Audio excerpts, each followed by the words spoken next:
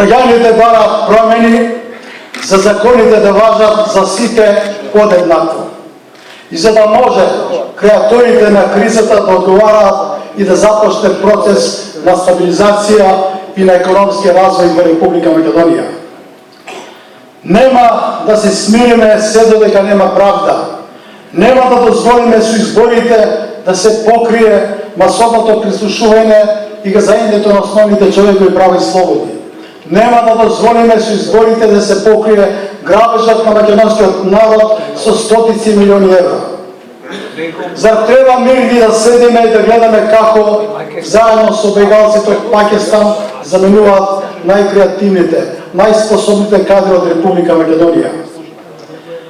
Ветувам вечерва пред сите вас, ако ја добиеме власта, ќе се справиме со мафијата од власта која што ја изеде Република Македонија и ќе ги натераме парите да ги вратат на народ, на граѓаните.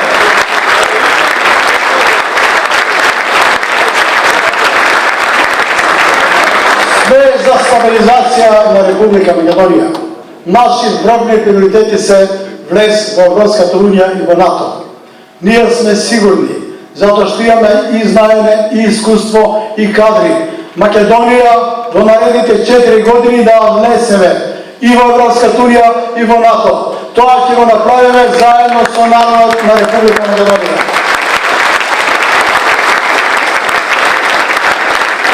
Јас сакам да ме прашам сите вас, дали сте подготвени овој еднопартиски, овој криминален, авторитарен режим да го срушиме на 11 декември, да извојуваме голема победа.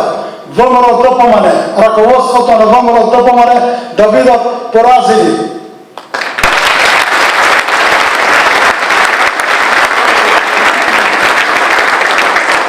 Почитувани присутни, почитувани граѓани, сигурни сме во тоа дека оваа коалиција составена од повеќе политички субјекти, дека оваа коалиција ги сврви најдобрите можни кандидати за пратеници, кои што се честни луѓе, кои што имаат државотворни капацитети, кои што знаат и умеат како да ја водат Република Македонија напред.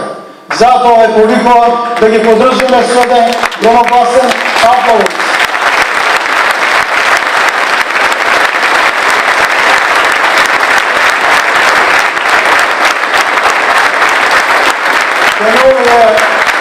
Деновија слушам дека сакал некој да избега избори. Им порачувам на тие што раководат со ВМРО ДПМН дека нема бегање од народот. Мора да се соочат со народот. На 11 декември мора да го признаат и да го прифатат поразот. Народот нив ќе ги порази. Тоа е од сега натаму секојдневно што ќе го зборуваме. Народот ќе ги порази. Затоа повикуваме на сите, до сите граѓани се обраќаме. Немојте да се плашите, режимот ќе падне.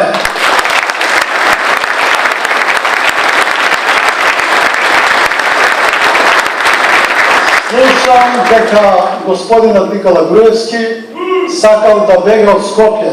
Не сака да се соочи со мене, не сака да се соочи со Стево Пендаровски, сакал да бега во 4-та изборна единица.